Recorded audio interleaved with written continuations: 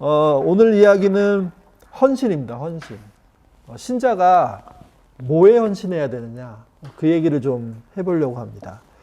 그러니까 신자라는 어떤 인생을 살면서 얻게 된 그런 역할이기도 하고 자리이기도 하고 뭐 이런 건데, 그거에 대한 헌신에 대한 이야기들이 사실 교회에 굉장히 많아요. 근데 이제 이 헌신이라는 게 사실은 좀 산으로 가는 느낌이 있어서 헌신을 어떻게 좀 정리해 볼까 저희가 저희 교회를 시작하면서 고민을 했고, 그때도 한 뭐 7, 8편 설교를 이걸 가지고 했던 거죠. 그래서 오늘 그 부분을 양으로 따지면 굉장히 많잖아요. 근데 좀 신속하게 진행하는 방식으로 이렇게 해보도록 하겠습니다. 첫 번째 이제 돌아보기부터 좀 해볼 필요가 있는데요. 신자라는 존재가 헌신을 해야 된다라는 게 교회가 계속 주장하는 말이에요. 근데 이제 그러면 뭐가 헌신이냐? 어떻게 하는 게 헌신이냐? 어떤 걸 향해서 헌신해야 되느냐? 이런 것이 좀 정리가 돼야 되는데, 교회에서 하는 헌신이 생각보다 되게 교회 중심적으로 되어 있거든요. 그래서 그런 내용들을 좀 이렇게 정리해 보죠. 헌신한 적 있으십니까? 헌신한 적? 있으시겠죠? 왜냐하면 교회가 헌신을 되게 강조하잖아요. 제가 이제 이걸 준비하면서 나는 도대체 어떤 헌신까지 해봤을까 하고 이렇게 적어봤어요. 그랬더니 저희는 성전이라고 안 부르지만 보통 교회는 예배당 건축을 성전이라고 부르잖아요. 성전 기도원 건축 헌신해봤어요. 그래서 땅 한 평, 그 다음에 뭐죠? 장의자, 뭐 이런 것도 해보고 여러 가지 해본 기억이 있어요. 또 주정헌금, 11조 헌금, 저희는 11조 헌금을 심정헌금이라고 부르는데 마음으로 정하고 드린다는 의미예요. 12분의 1을 딱 잘라서 드린다는 뜻이 아니에요. 10분의 1, 11조는 일종의 이스라엘의 세금이라고 보시면 맞는데, 우리한테 넘어와서는 이제 신앙의 기본적인 행동으로 이렇게 얘기되고 있잖아요. 근데 강요적인 요소가 좀 강해요. 그러니까 10분의 1을 내면 10분의 9를 받을 수 있다는 식의 어떤 뭔가 거래가 이루어지는 듯한 건데, 어쨌든 우리는 그거를 이제 마음으로 정하는 헌금, 심정 헌금이라고 이렇게 부르거든요. 근데 어쨌든 헌금에 대한 헌신도 꽤 많았습니다. 헌신에 대한. 그리고 역할에 대한 헌신, 성가대, 교사 많았죠. 막 해마다 또 모집하고 또 헌신하고 뭐 이런 거 있었고요. 예배에 관련된 헌신, 주일 예배를 빠지지 않겠습니다. 오후 예배에 나오겠습니다. 새벽 기도에 참여하겠습니다. 금요 기도에 이런 막 헌신서가 되게 많았던 것 같고요. 여행이나 수련에 대한 헌신도 있었습니다.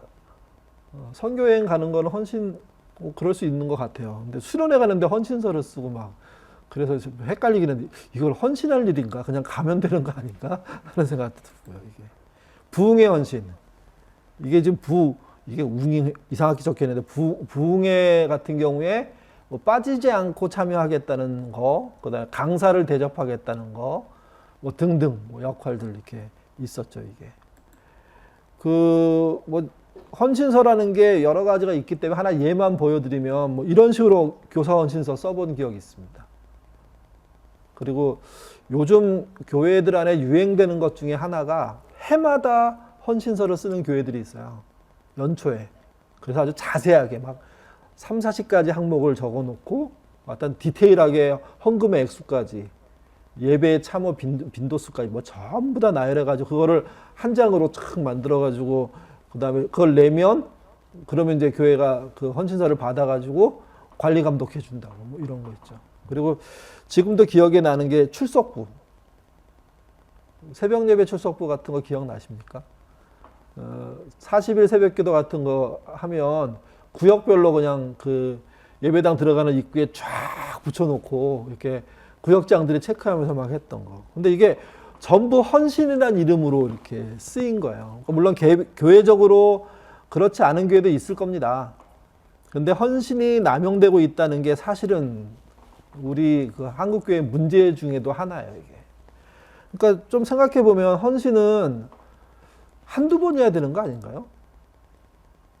명확하게 한 번 헌신하면 그걸로 평생 가면 되는 문제인데 그게 안 된다고 생각하고 헌신을 강요하는 쪽으로 그리고 아주 짜잘한 헌신까지도 막 시키는 쪽으로 가는 게 일단 문제라고 생각하고요. 또 헌신하면 헌신 예배 생각하게 돼요. 그래서 제가 다녔던 교회 저는 두 교회밖에 안 다녀봤는데 두 교회 모두 다 주일날 오후는 전부 헌신 예배였던 기억이 납니다. 그래서 그러면 이제 헌신 예배를 드리기 위해서 뭘 해야 되냐 그랬더니 뭐 저희 어렸을 때는 삼각산 기도원에 가서 그 금요일날 철야하고요. 그 다음에 토요일날 헌신 예배 준비하고 주일날 오후에 헌신 예배 드리고 이렇게 했던 기억이 있습니다. 그러면 거의 3일이 이게 들어가는 거죠, 이게. 근데 이제 그거 예배 끝나면 헌신이 끝난 거예요. 등등의 문제들이 있습니다. 어쨌든 헌신이 한국교회에 굉장히 남용되고 있다는 거 좀 생각해 보시면 좋겠어요. 뭐가 잘못됐느냐? 음참마속이라는 말 아십니까? 음참마속. 이게 이제 김유신이 그 청관이라는 기생집에 드나들다가 다시는 내가 이 집에 가지 않으리라 각오하고 그리고 이제 그 집을 가지 않고 견디고 있었죠. 잘. 그리고 바쁘게 살았죠. 근데 어느 날 술에 취했는지 아니면 뭐 마루에서 잠이 들었어요. 그랬는데 그 말이 자연스럽게 그 천관이라는 기생집으로 자기를 인도해 주잖아요. 그래서 가가지고 그걸 보고 어떻게 합니까? 말을 잘라요. 말을 죽여요. 이게 이제 음찹마속이라는 말인데, 저희 어렸을 때 이게 굉장한 그런 어떤 헌신의 표현, 자신이 자신의 목적을 위해서 정말 이렇게 각오를 아주 그냥 그 다지는 모습이라고 배웠거든요. 그게. 근데 저는 이 모습에 사실은 문제가 있다고 생각해요. 무슨 얘기냐면 본인이 헌신해야 되는데 왜 말을 죽여요? 물론 뭐 그만큼 말을 사랑했지만 이 일을 위해서는 말을 희생시켜야지 이렇게 생각할 수 있다고 생각할 수 있지만 어쨌든 희생하고 헌신하려면 본인이 해야 되는 거지. 본인이 갖고 있는 소유를 희생하는 쪽으로 가는 이 모습이 저는 우리나라 사회에 되게 크게 영향을 끼쳤다고 생각해요. 그래서 헌신도 쉬워진 것 같아요. 물론 김유신이 말을 죽이는 건 쉬운 일이 아니었을 겁니다. 에마였기 때문에. 근데 자기 자신을 희생하는 건 아니었잖아요. 무언가를 대리 희생시키는 식의 헌신, 이게 이제 아마 우리 문화 속에 이런 배움들이 많으니까 이것이 쌓여서 교회에도 대리 희생, 그래서 나를 제외한 다른 것을 희생시켜서 헌신하는 식의 모습들이 일반적으로 많아진 것 같아요. 그래서 대표적인 게 헌금을 통한 희생. 이 대표죠. 교회가 이제 아무것도 하기 싫으면 헌금이라도 해라 뭐 이런 식으로까지 얘기하니까 그런 식의 모습들이 우리 사회, 우리 교회가 진짜 헌신으로 못 가게 하는 대리 희생, 대리 헌신이라는 것을 만들어내진 않았을까 뭐 이런 고민도 좀 해보게 됩니다. 이게. 그리고 이제 세 번째가 교회가 요구하는 헌신의 문제, 삶과 동떨어진 거예요. 그 헌신 예배에 국한된 게 저는 되게 큰 문제라고 생각했습니다. 그러니까 예배에 그 헌신하겠다, 뭐 특송하고 같이 뭐 사회 보고 이 정도. 그리고 삶으로 헌신하는 거에 대해서는 되게 등한시해 오다가 한 10여 년 전부터 이 부분이 굉장히 강조되고 있기는 해요, 이게. 그리고 그 헌신이 남발되면서 헌신의 어떤 소중함들이 사라지는 것, 이것도 문제라고 생각합니다. 이게. 그래서 헌신의 남용이 헌신을 실종시키는 게 아닌가, 이런 문제점을 가지고 한번 생각해 보도록 하겠습니다. 물론 이제 그렇다고 해서 그 안에 있는 모든 헌신이 잘못됐냐? 그렇진 않습니다. 그 안에서도 하나님께 헌신하고 나가는 사람들이 실제 있고, 그 다음에 그 나가는 결과를 통해서 교회와 하나님께 영광을 돌리는 모습들이 있기 때문에 이렇게 남용되고 있는 상태에서의 모든 헌신이 다 나쁘다 이렇게 말할 수는 없지만, 상당수의 우리 그 교인들이 헌신을 제대로 못하는, 그리고 뭐에 헌신해야 될지 모르는 이런 일들이 벌어지는 건 좀 안타까운 일이라고 생각합니다. 예. 자, 두 번째 가보죠. 헌신이란 시편 110편 3절 같이 읽어보겠습니다. 주의 권능의 날에 주의 백성이 거룩한 옷을 입고 즐거이 헌신하니 새벽 이슬 같은 주의 청년들이 주께 나오는도다. 헌신이라는 단어 앞에 즐겁다, 이게 기꺼이 뭐 이런 뜻인데 그런 단어가 붙여 있는 게 되게 중요합니다. 이게. 이 말은 또 다른 말로 하면 자발적이라는 말이거든요. 그러니까 헌신은 강요해서 할 수 없습니다. 아낌없이 드리는 건데 아낌없이 드릴 때의 가장 큰 전제 조건은 기꺼이, 누구의 강요에 의해서가 아니라 할당에 의해서가 아니라 그래 나는 이거 할 수밖에 없어. 제 아내가 어느 기도원에 가서 기도하고 이제 내려오다가 헌금을 하고 싶은 마음이 든 거예요. 근데 그 경험을 가끔 얘기하는데 집에 꽤 먼 수양관인데 집에 이렇게 돌아오는 차비를 남겼어야 되는데 그렇게 안 하고 그 지갑에 뭐 많지는 않았지만 그거 다 꺼내서 다 헌금해 버린 거예요, 그냥. 그리고 기도원을 내려와 가지고 버스 타려고 하다가 깨달았어요. 내가 헌금을 다 해버렸구나. 이런 바보 같으니. 그래서 어떻게 할 수 없잖아요. 다시 올라가서 거실러 달라는 수가 할 수도 없고. 하고 저한테 전화 왔어요. 내가 헌금을 다 했는데 집에 갈 방법이 없어. 그래서 제가 데리러 갔죠. 그래서 물었어요. 왜 그런 계산도 이렇게 생각도 안 하고 돈도 안 남겨놓고 했냐고 그랬더니 그 순간에 그 감동이라는 게 그렇게 만들어버렸대요. 그래서 저희 집사람 되게 좀 냉철한 면이 많은 사람인데 되게 남성 호르몬이 충만해가지고 저보다 훨씬 더 지성적이거든요. 이지적이고. 근데 어느 순간에 자신이 그렇게 그 행동하는 거 보고 굉장히 본인이 충격을 받았어요. 자기는 평상시에 교회에서 뭐 헌금하라 그러면 머릿속이 막 돌아가가지고 되게 자제를 스스로 시키는 스타일인데 그날은 그게 안 됐다는 거예요. 그러니까 여기서 말하는 즐거운 헌신, 자발적인 헌신, 계산을 넣지 않고 모든 걸 드려버리는, 아낌없이 드리는 헌신, 이게 성경이 말하는 헌신이에요. 교회도 사실은 이 헌신을 얘기하는 거예요. 이 헌신. 근데 이 헌신이 말고 논란이 되는 헌신이 있어요. 출애굽기 32장 29절 같이 읽겠습니다. 모세가 이르되 각 사람이 자기의 아들과 자기의 형제들을 쳤으니 그가 오늘 너희에게 복을 내. 이게 무슨 사건인지 감이 잡히십니까? 이게 이스라엘이 시내산에 나와서 그 시내산 위로 모세가 올라가고 40일 동안 안 내려오잖아요.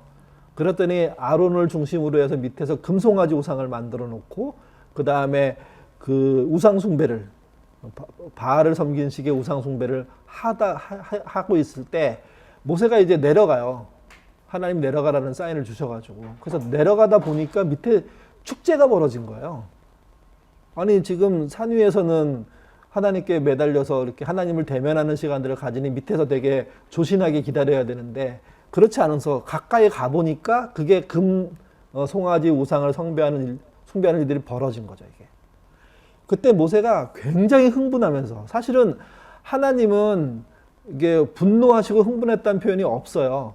근데 그 전에 어떤 일이 있었냐면 내려가라고 모세한테 하나님이 말씀하시면서 밑에 어떤 일이 벌어지는 줄 아냐, 내가 너희 민족을 다 쳐서 없애겠다 하는 분노하심을 드러내요. 그럴 때 모세가 뭐라고 얘기하냐면, 하나님 좀 생각을 해보시라고, 이스라엘 사람들을 애굽에서 불러내가지고 여기까지 데려와서 여기서 다 죽여버리면 이 사건에 대해서 알고 있는 애굽 사람들이 하나님 당신을 뭐라고 생각하겠냐고. 그래서 하나님을 설득해요.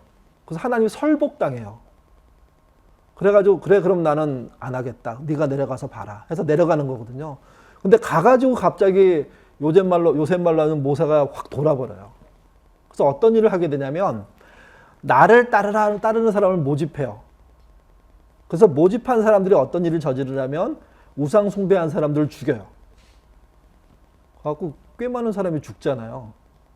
그 사건을 설명하는 거예요. 그때 거기 다시 보시면 모세가 이르되 각 사람이 자기 아들과 자기의 형제를 쳤으니, 도륙이 벌어졌는데 이 도륙이 가족을 죽이는 일이었다는 거예요. 그리고 노란 글씨 보시면 오늘 여호와께 헌신하게 되었으니 그가 오늘 너희에게 복을 내리시라. 모세는 그렇게 얘기했어요. 너희가 이렇게 충성해서 가족까지 죽이는 결단하는 일을 벌렸으니까 하나님이 복을 내리실 거다는 거예요. 여러분, 출애굽기 32장은 논란이 굉장히 많은 성경 구절이에요. 왜 그러냐 하면 앞에서 하나님이 용서하셨거든요. 근데 뒤에 가서 모세가 화를 내면서 군대를 용사를 모집하고 그 용사에 의해서 죽였는데 사람들이, 그래서 엄청난 도륙이 일어났는데 그 도륙을 뭐라고 표현하면 여호와께 헌신되었느니라 이렇게 표현한 거예요. 어떤 분들은 이거를 온전한 헌신이라고 얘기하기도 하고요. 저 같은 경우는 저는 그렇게 생각하기는 좀 어려워요. 이게 모세가 오버한 느낌이 너무 많이 들어요. 지나치게. 그래서 나중에 가서 어떻게 하냐면 끝에 가가지고 사람을 다 죽여놓고 하는 말이, 하나님 나를 생명책에서 빼달라고, 이 사건에 대한 책임으로 내가 빼달라고, 뭐 이런 식으로 얘기를, 하나님이 그냥 묵인하고 넘어가시거든요. 교회의 헌신에 사실은 사람들이 너무 설쳐서 지나치게 앞장서 나가버리는 모습의 헌신이 존재해요. 이게. 저는 그런 예로서 출애굽기 32장을 참고할 필요가 있다고 생각해요. 모세가 그러지 않았어야 되는 거예요. 왜? 하나님이 이미 위에서 용서하신 건데 본인이 내려와서 본인이 불쾌하다고 해서 분노해서 만약에 그 공동체를 움직이게 해가지고 사고가 나타나게 하면 그게 문제라는 거죠. 제가 왜 이 말씀을 드리냐면, 기꺼이 즐겁게 아낌없이 헌신하는 것과 지나치게 과하게 헌신하는 것이 교회에 공존하기 때문이에요. 이게. 여러분, 앞에 있는 그렇게 많은 헌신서를 쓰는 일들을 교회가 과연 해야 됐을까요? 저는 아니라고 생각해요. 헌신은 굉장히 소중한 거여서 평생 몇 번이면 좋게요. 아니면 한두 번이면 좋게 한 거예요. 내가 하나님을 믿기로 했습니다. 이 정도면 되는 거 아닌가요? 근데 우리는 각 행사나 행동이나 시즌이나 절기나 그리고 프로그램에 따라서 전부 헌신을 시켜버리는 거예요. 이게. 그래서 헌신을 엄청나게 했는데 헌신되지 않는. 너무 흔하면 그 헌신이 아니잖아요. 예, 장난감이 굉장히 귀하면 한두 개를 가지고 정말 오래 놀아요. 흔하면요. 자기 장난감이 뭐 어디 있는지도 몰라요. 예. 그러면서도 장난감 버린다고 하면 애들이 펄펄 뛰죠. 그런 거하고 비슷한 형태가 된 거예요. 이게요. 그래서 헌신은 과한 면이 있을 수 있다는 조심을 가지셔야 됩니다. 주의하셔야 돼요. 과하게 가는 게 헌신이 아닙니다. 적절해야 되거든요. 근데 그 적절함도 기꺼이 하는 거예요. 자발적으로 하는 거예요. 이게. 그래서 모든 헌신이 옳은가 질문을 해보셔야 돼요. 우리 교회에서 만약에 여러분 이런 거 하셔야 됩니다. 헌신하십시오. 그래서 헌신서 막 쓰잖아요. 그러면 이렇게 하셔야 돼요.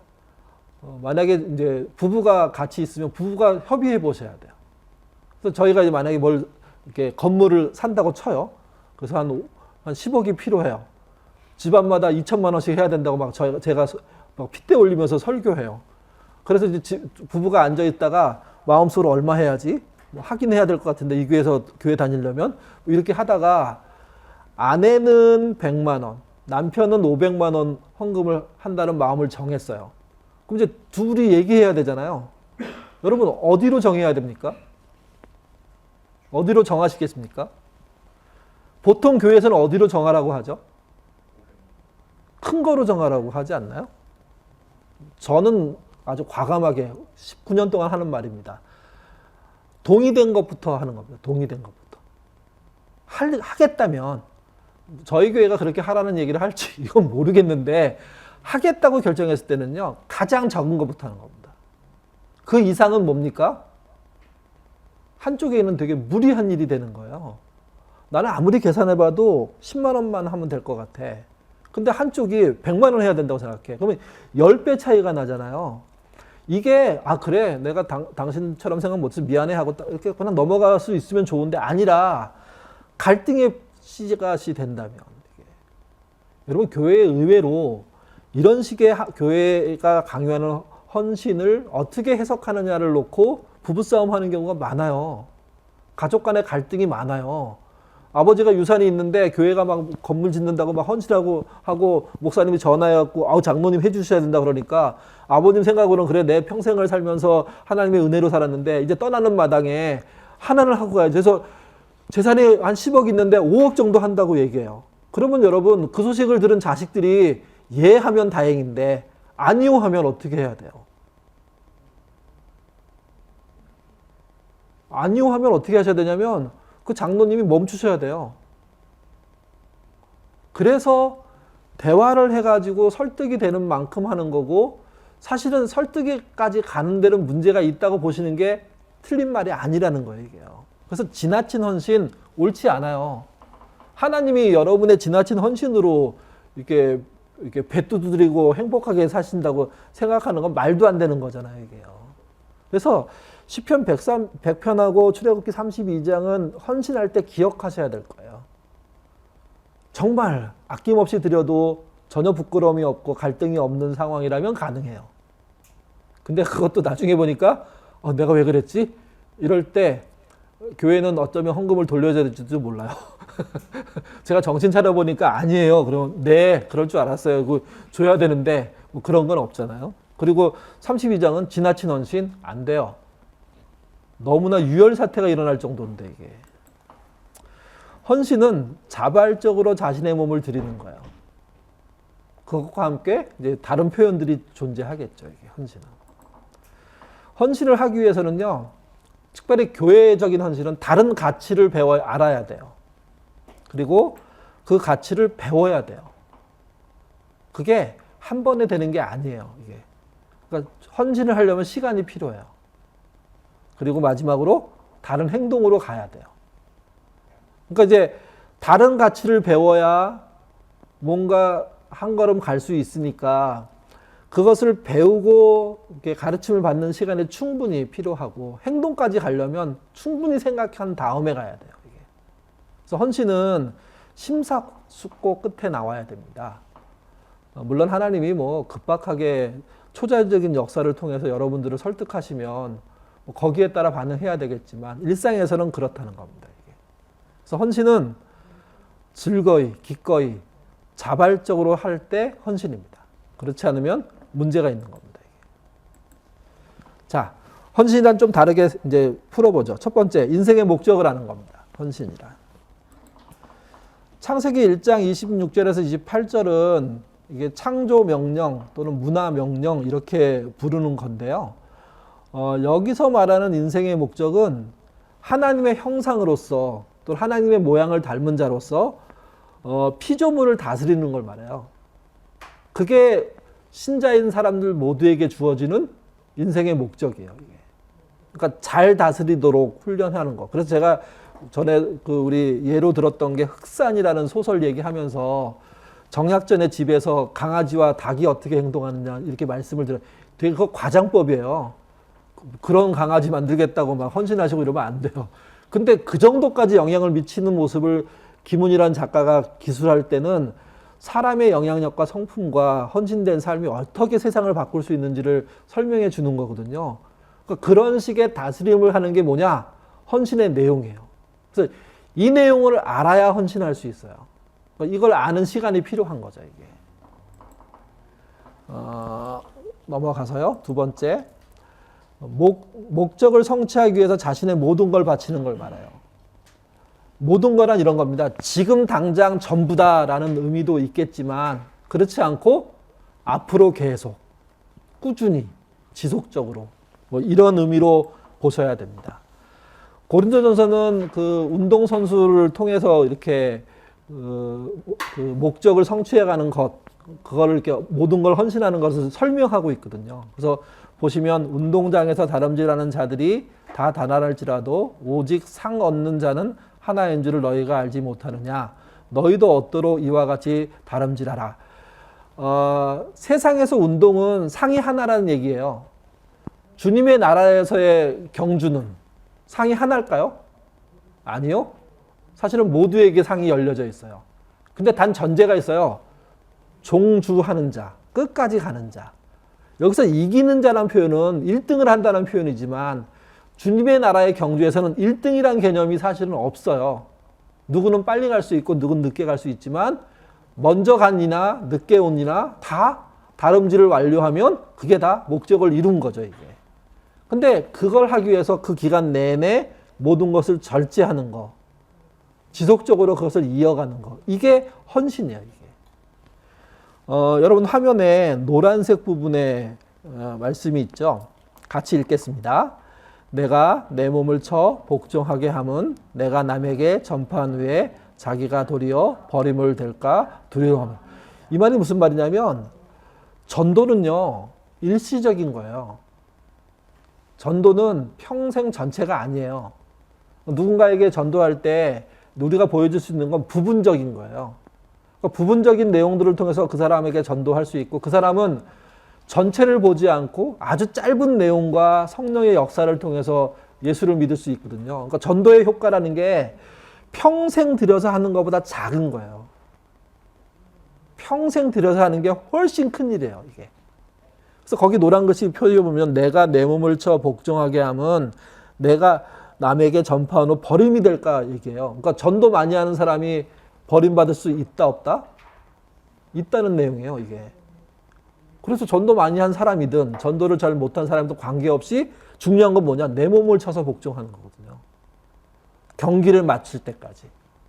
그래서 헌신이란 목적을 성취하기 위해서 자신의 모든 것을 이렇게 지속적으로 바치는 걸 말해요. 그러니까 연속적이어야 돼요.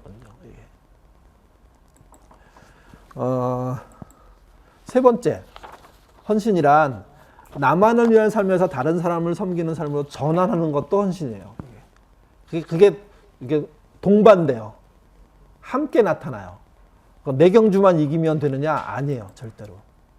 그래서 마가복음 10장에서는 너희 중에는 그렇지 아니하니 너희 중에 누구든지 크고자 하는 자는 너희를 섬기는 자가 되고 너희 중에 누구든지 으뜸이 되고자 하는 자는 모든 사람의 종이 되어야 하리라. 인자가 오는 것은 섬김을 받으려 함이 아니라 도리어 섬기려 하고 자기 목숨을 많은 사람의 대속물로 주려 함이니라. 그래서 기독교의 헌신에는 목적을 끝까지 경주해서 완료하는 것도 헌신이지만 더불어 그 경주 내내 다른 사람과 함께 하는 거, 다른 사람을 섬기는 게 포함되는 거죠. 그래서 우리가 하는 경주는 사실은 다른 사람을 섬기면서 하는 거예요. 네 번째, 이건 조금 이제 그 받아들임에 대한 기준으로서의 헌신인데, 강팍한 마음으로부터 부드러운 마음, 양심으로 돌아가는 거예요. 양심. 우리가 이제 양심이라고 쓰는 말이 어디서 등장하는지를 이렇게 성경이 설명해 주는데, 에스겔서 36장 26절 이하에 또 새 영을 너희 속에 두고 새 마음을 너희에게 두되 너희 육신에서 굳은 마음을 제하고, 굳은 마음이 딱딱한 돌 같은 강팍한 이런 뜻이거든요. 부드러운 마음 뜻이 살코기란 뜻이에요.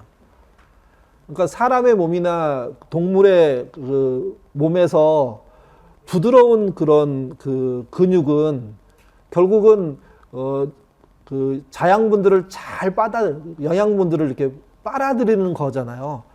똑같이 영적인 상태의 마음 역시도 부드러운 마음이 되지 않으면, 흡수를 잘하는 마음이 되지 않으면, 말씀을 흡수하는 게 이렇게 아주 이렇게 능통하게 안 되면 헌신이 안 되는 거예요. 그리고 부드러운 마음이 생성되지 않으면 뭐가 없어지냐면 양심이 없어지는 거죠. 그걸 양심이라고 표현하는 겁니다. 27절에 또 내 신을 너희 속에 두어 너희로 내 율례를 행하게 하리니 너희가 내 규례를 지켜 행할 것이라. 말씀의 수용을 가지고 설명하는 거예요, 이게요. 그래서 양심이 있는 사람, 이게 헌신된 거예요. 그리고 말씀을 잘 흡수하는 사람, 다른 사람의 이야기를 잘 들어주는 사람, 이게 헌신된 거예요, 이게요. 이거 할 때 이제 중요한 마음의 전환 포인트가 있습니다. 그게 이제 회개인데, 회개랑 자복의 차이를 좀 구분하셔야 돼요. 자복이 뭘까요? 자복하다. 자기의 잘못을 고백하는 거죠. 그러니까 이거는 고백하는 행위가 강조돼요. 회개하다는요, 회개하다는. 뭘까요, 이거는요? 돌이키는 게 핵심이에요. 돌아오는 게. 근데 이제 돌아온다는 개념이 원점으로 온다는 개념하고 좀 달라요. 이렇게 설명할 수 있어요. 우리가 송내역에서 전철을 타고 의정부를 가려고 해요. 그러다 서두르다가 잘못 타가지고 주안 가는 걸 타게 됐어요. 가다 보니까 뭐 제물포 이렇게 인천으로 가는 걸 탔는데 가다 보니까 알게 된 거예요. 내가 잘못 탔네. 이 상황에서 회개를 얘기하려면 어떻게 해야 되냐면, 회개는 가던 전철에서 내려야 돼요. 그게 회개의 시작이에요, 시작. 회개가 완성된 거 아니에요. 그 다음에 건너가야죠. 물론 뭐 중앙에 있으면 바로 앞에서 타면 되지만, 어쨌든 건너가서 뭘 타야 됩니까? 의정부로 가는 전철을 타야 돼요. 그게 회계의 중간이에요. 근데도 이건 끝난 게 아니에요. 회계의 완성은 어디냐면 그걸 타고 의정부까지 가야 돼요. 그러니까 자복하는 거는 소리로 제가 잘못했어요. 다시는 안 그럴게요. 이렇게 말하는 거라면 회계는 뉘우치고 그래서 잘못된 길을 되돌아오고 그래서 예전에 가려고 했던 그 길로 가는 걸 말하는 거예요. 옳은 길로 가는 걸 말하는 거예요. 그래서 이제 마가복음 3장 1절에서 9절에 보면 세례 요한이 유대 광야에서 회개하라고 천국이 가까웠다고 전파하잖아요. 그러면서 이사야 선지자의 예언도 설명하고 뭐 등등 막 설명합니다. 5절에 보시면 이때 예루살렘과 온 유대와 온 요단강 사방에서 다 그에게 나와 자기들의 죄를 자복하죠. 요단강에서 그에게 세례를 받들. 세례는요, 일종의 개종을 말하는 겁니다. 그동안의 믿음의 행태를 접고 믿음의 삶, 그리고 믿음 없는 삶이 죽고. 왜냐하면 이때 세례는 침례거든요. 물속에 들어가는 거예요. 그때 물속에 들어간다는 뜻이 뭐예요? 그 사람이 이전의 삶을 죽이겠다는. 그래서 개종을 의미해요. 개종을. 그러니까 세례를 받더니 사람들이 자기 죄를 고백하고 개종을 했어요. 그러면 회개가 완성되느냐? 아니에요. 그 뒤에 보십시오. 7절, 8절. 그렇게 세례를 받는 걸 보고 갑자기 그 요한이 화를 내요. 7절 읽겠습니다. 요한이 많은 바리새인들과 사두개인들이 세례를 베푸는데 오는 것을 보고 이르되 독사의 자식들아 누가 너희를 가르쳐 임박한 진노를 피하라 하더냐. 그러므로 회개에 합당한 열매를 맺고 속으로 아브라함이 우리 조상이라고 생각하지 말라. 내가 너희에게 이르노니 하나님이 능히 이 돌들도 아브라함의 자손이 되게 하느니라. 아니 자복하고 회개하러 나오는 사두개인과 바리새인들이 있으면 요한의 사역이 잘 되고 있는 건데, 근데 그들을 보고 벌컥 화를 냈어요. 그리고 뭐 여기서는 이렇게 뭐 임박한 진노를 피하라 막 이렇게 얘기한 것 같지만 그냥 우리가 평상시에 그냥 시중으로 들어가고 이렇게 거칠게 사는 사람 입장에서는 막 욕하고 막 그럴 것 같지 않으세요?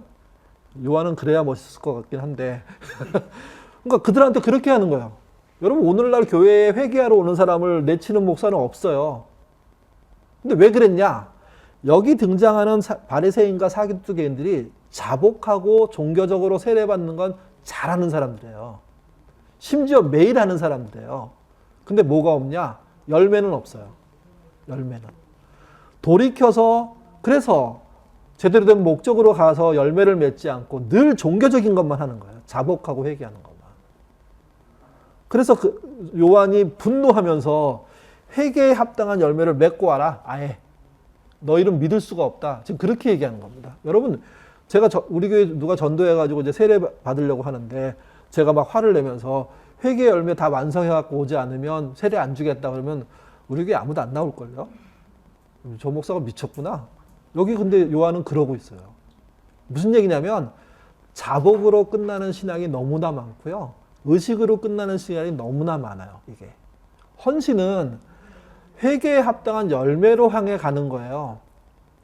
그리고 그것이 이루어져야지만 부드러운 마음과 양심이 있는 사람이 되는 거죠. 그 사람이 뭘 할 수 있습니까? 더 궁극적인 열매를 향한 헌신을 할 수 있는 겁니다. 그래서 교회의 헌신은 생각보다 되게 시간이 걸리는 헌신이에요. 근데 이런 거를 되게 간편하게 해버리는 게 문제라는 겁니다. 이게. 또 하나, 회개를 얘기할 때 중요한 포인트가 있어요. 좋은 땅이라는 건데요. 회개하는 자의 마음을 말합니다. 마태복음, 이건 겹쳐 있네요. 마태복음 13장입니다. 여기 3장이 먼저, 3장은 지웠어야 되는데 못 지웠네요. 13장에 보면 씨 뿌리는 비유 나와요. 이때 길가, 돌밭, 가시떨기위 뭐 이렇게, 그 다음에 좋은 땅 이렇게 나오잖아요. 여러분 이것 말고도 씨앗이 있습니다. 씨앗. 그러니까 이 비유에서 중요한 거는 씨앗이 아니에요. 뭐가 중요한가 하면 좋은 땅이 중요한 거예요. 그러니까 앞에서 얘기했던 회개한 자의 마음이 양심이 있는 마음이고 부드러운 마음인데, 그래서 흡수를 잘하는 마음인데, 땅의 비유에서는 뭐가 나타나냐면 좋은 땅, 잘 갈려가지고 씨가 떨어지면 뿌리 내릴 수 있게 해주는 땅. 이게 중요한 거거든요, 이게요. 그러니까 그렇게 된 사람이, 그렇게 회개한 사람이 그래서 좋은 땅이 된 사람이 헌신할 수 있는 겁니다. 너무나 쉽게 헌신을 얘기하니까 교회의 헌신을 돈으로 해버리고 다 했다고 생각하고, 심지어 어떤 교회 그분한테 제가 얘기 들었더니 꽤 재산을 가진 사람이 교회에 나오니까 거물급 신자 나왔다고 얘기한대요. 좀 재산이 없는 사람이 나오면 별로 반가워하지도 않고, 그래서 사람이 다른 것처럼. 여기까지 정리하면 이거예요. 헌신은 아무렇게나 시도 때도 없이 하는 게 아니에요. 평생에 걸쳐서 한두 번에 벌어지는 일이라고, 많으면 두세 번 벌어지는 일이에요. 헌신은 목적을 갖는 거예요. 하나님이 주신 목적을 깨달아 알아야만 가능하고, 그걸 위해서 평생 경주자로 사는 거예요. 그리고 속도와 관련이 없어요. 다른 사람들이 가는 속도와 관련 없이 내 속도로 가는 거예요. 가서 종착지에 들어가는 게 중요해요. 또 헌신을 하려면 회개해야 돼요. 자복으로는 불충분해요. 세례 가지고는 안 돼요. 회개해야 되는데, 회개란 잘못된 곳에서 내려서 다시 원점을 지나서 제대로 된 목표를 향해서 가는 걸 말해요. 또 회개란 좋은 땅이 되는 거예요. 그걸 다른 말로 부드러운 양심, 부드러운 마음을 갖는 거죠. 그게 돼야지만 헌신이라는 걸 할 수가 있어요. 그러니까 어떤 분이 이제 제가 1억 원 헌신하겠습니다. 만약 이렇게 표현했을 때 교회는 물어야 돼요. 그게 당신이 욕심 때문에 하는 건지, 아니면 교회의 압력 때문에 하는 건지, 아니면 자발적인 마음으로 기꺼이 하는 건지. 근데 자발적으로 기꺼이 하는 것도 실제 제대로 된 회개를 통해서 주의 목적을 이루려는 그런 생각을 가지고 하는 건지, 이런 거를 목사가 차근차근 물으면서 준비시키고, 만약에 준비가 안 됐다면 아니라고 막아야 돼요. 제자입니까라는 책에 보면 그런 거 있어요. 어떤 과부가 자기의 전세 자금을 집을 전부 헌금해 버렸어요. 그때 교회가 당회 같은 거죠. 위원회를 열어가지고 이분의 헌금을 받을지 안 받을지 회의를 했어요. 그리고 결정했어요. 두 가지 방식으로. 헌금은 받고 다시 그 돈을 그분에게 위탁해서, 만약에 당신의 집이 교회에서 이렇게 무슨 행사나 그 다음에 외국에서 선교사님이 왔을 때 기거할 집이나 이런 게 있을 때 그 일부분을 쓸 수 있게 하자고. 그러니까 이게 무슨 내용이냐면 무조건 받아들이는 게 아니에요. 그의 형편과 처지를 살피면서 그가 좋은 밭으로 끝까지 살 수 있도록 헌신한 사람을 도와주는 것도 포함되는 내용인 거예요, 이게요. 갑자기 오후에 졸린 시간에 굉장히 무거운 이야기를 쭉 했는데, 일단 기본적인 게 그거예요, 이게요. 하나만 더 하고 쉬죠. 어쨌든 오늘 4시 한 15분까지 마치려고 하겠습니다. 왜 헌신하는가? 왜 헌신해야 될까요? 목사님이 말해서? 아니에요. 교회의 헌신의 핵심은 하나님의 사랑을 알았기 때문이에요. 그걸 모르면 헌신 안 하셔야 돼요. 그걸 모르는 사람이 돈을 내놓겠다고 하면, 교회는요, 돈 내놓은 건 두 번째고 하나님의 사랑을 아는지 확인해 봐야 돼요. 다른 조건이 없어요. 교회 이렇게 입구에다 제 이름을 새겨주세요. 아니면 이렇게 예배당 이름에다가 성교 예배당으로 해주세요. 이런 거 요구 없이 그냥 저는 주님의 사랑을 느꼈고 내가 갖고 있는 걸 내드리는 게 하나님의 뜻이라고 생각했고 그래서 드리는 것 뿐입니다. 그래도 후회가 없겠습니까? 라고 물어야 되고, 그게 가능하면 가능한 거예요. 그래서 헌신을 왜 하냐? 하나님 사랑 때문에 얘기해요. 이사야서 62장 1, 3절인데요. 나는 시온의 의가 빛같이 예루살렘의 구원이 햇불같이 나타나도록 시온을 위하여 잠잠하지 아니하며 예루살렘을 위하여 쉬지 않을 거다. 쉬지 않는다는 표현이 사랑의 아주 적극적인 표현이에요. 그러니까 하나님이 멈춤이 없이 계속 일하시는 거예요. 그 사랑을 알 때, 그럴 때 헌신이라는 거 할 수 있는 겁니다. 아무 때나 하는 게 아니라는 거예요, 이게요. 하나님이 쉬지 않는 모양들이 성경에 굉장히 많아요. 천지창조할 때 신묘막직이라고 하잖아요. 근데 천지창조는 하고 나서 끝난 게 아니에요. 계속 이어지는 거죠, 이게. 하나님이 그 안에 함께 계시는 거죠. 또 아담이 타락했을 때 하나님이 되게 불쾌했을 건데, 하나님이 그 타락한 아담과 대화하시면서 가장 먼저 한 일이 뭔지 아십니까? 가죽옷을 지어 입힌 겁니다. 수치스러워하는 걸 가려주는 것. 이게 하나님의 쉬지 않는 모습이세요. 혼내야 될 거 혼내면서도 그러나 보호할 건 보호하는 아주 명쾌함이 존재하는 거죠. 또 타락하고 난 다음에 하나님이 인류 구원 계획을 세우세요. 그게 창세기 3장 15절인데 그거를 저기라고 하거든요. 그게 원시복음. 창세기 3장 15절 아이고 여기 있는데 괜히 막 서둘러서 혼자. 창세기 3장 15절 여러분 그 앞에 띄었습니다. 여러분도 갖고 있을 것 같은데 같이 한번 읽어보죠. 내가 너로 여자와 원수가 되게 하고 내 후손도 여자의 후손과 원수가 되게 하리니 여자의 후손은 내 머리를 상하게 할 것이요 너는 그의 팔꿈치를 상하게 할 것이나 하시고. 이게 원시복음인 이유는 뭐냐면 타락한 다음에 즉각적으로 나온 조치예요. 근데 그 내용을 잘 보십시오. 내가 너로 여자와 원수가 되게 하고 내 후손도 여자와의 후손과 원수가 되게 하리니.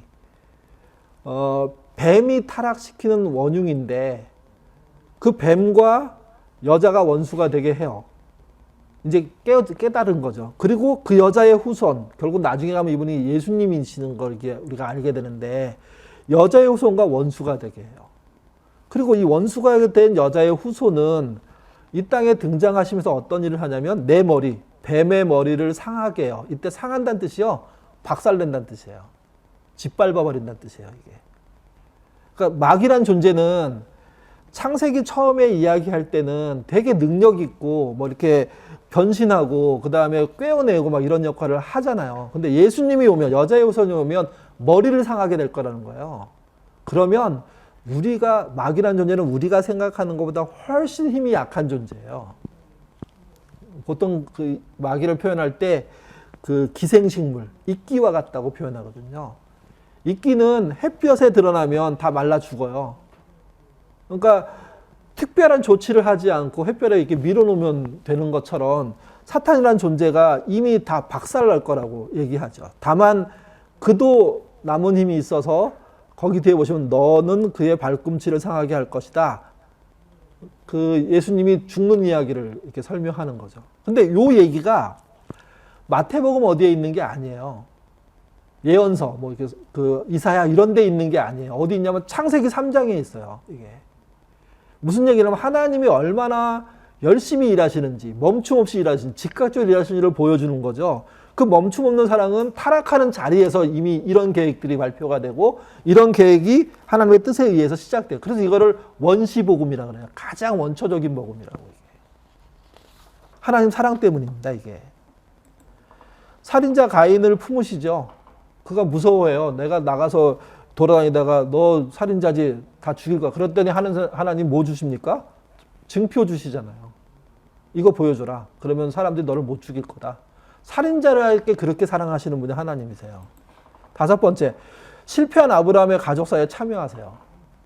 그래서 아브라함의 가족을 일으키시죠. 이게. 뭐 등등의 문제를 쭉 나열해보면 하나님은 멈춤 없는 사랑을 하시는 거예요. 이 사랑을 알기 때문에 뭐 하게 되는 거냐면 신자는 헌신하는 거예요. 이걸 모르면서 헌신하는 건 되게 웃기는 거예요. 알지 못하는 걸 아는 척하는 게 되는 거죠. 이게. 좀 다르게 설명을 해보죠. 성경은 신약으로 넘어와서 주로 로마서부터 이렇게 나오는 얘기들인데 모든 사람이 죄를 범했대요. 그러니까 하나님의 영광에 이를 수 없죠. 로마서 6장 23절은 그래서 죄의 삭은 사망이래요. 그러니까 죽을 수밖에 없는 존재가 되는 거예요. 이게요. 근데 하나님이 아까 얘기했던 창세기 3장 15절을 기초로 해서 요한복음 3장 16절을 이렇게 표현합니다. 같이 읽어보죠. 하나님이 세상을 이처럼 사랑하사 독생자를 주셨으니 이는 저를 믿는 자마다 멸망치 않고 영생을 얻게 하려. 모든 사람이 죄를 범하여 죽었고 죄의 삭은 사망이어서 끝장났는데 하나님은 그렇지 않아요. 세상을 사랑하셔서 자기 아들을 보내시고 창세기 3장 15절에 여자의 후손을 보내시고 이를 저를 믿는 자마다 멸망치 않고 뭘 주려고 하십니까? 영생을 주려고 합니다. 이게. 그래서 바울이 고백하는 거예요. 로마서 5장 8절 읽겠습니다. 우리가 아직 죄인 되었을 때 그리스도께서 우리의 죄를 위하여 죽으심으로써 하나님께서 우리에게 대한 자기의 사랑을 확증하셨습니다. 예, 이거는 진행형이 아니라 끝난 거예요. 우리의 입장에서 완전히 2000년 전에 끝난 사실이에요. 이게. 마지막. 그래서 요구하는 거예요. 앞에 네 가지의 얘기를 길게 설명드린 이유가 그거예요. 앞에 내용에 대한 이해가 없이 이 문제가 해결되지 않은 상태에서 헌신은 불가능해요. 이게 되니까 바울이 얘기하는 거예요. 로마서 12장 1절 읽겠습니다. 너희 몸을 하나님이 기뻐하시는 거룩한 산제사로 드리라. 이는 너희의 드릴 영적 예배니라. 예. 헌신은 무작정 하는 게 아니에요. 그분의 사랑을 깨닫고 그 사랑의 크기가 얼마나 큰지를 알 때, 근데 물론 우리가 다 알 수 없죠. 그걸 어떻게 알아요? 그냥 깨닫는 건 부분적이겠죠. 그렇지만 그게 그분의 사랑이구나. 그 은혜에 감사해서 그래서 헌신하는 거예요. 그래서. 교회가 이 사랑을 깨우쳐 주지 않은 상태에서 일로 헌신만 시키니까 우리가 쉽지가 않은 거야, 이게요.